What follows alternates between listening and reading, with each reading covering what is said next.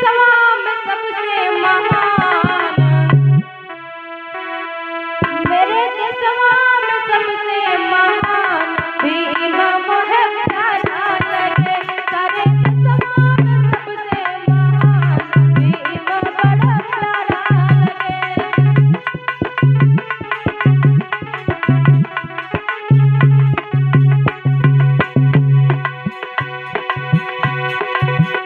मेरे देशवा में सबसे महान भीम मोहे प्यारा लगे।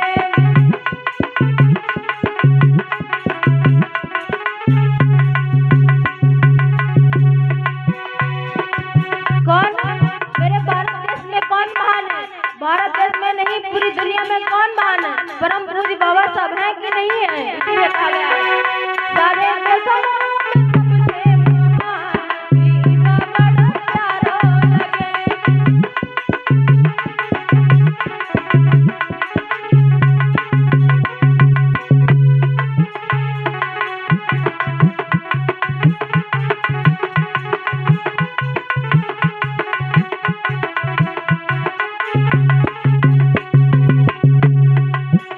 भीम सबको दिए है अधिकार, भीम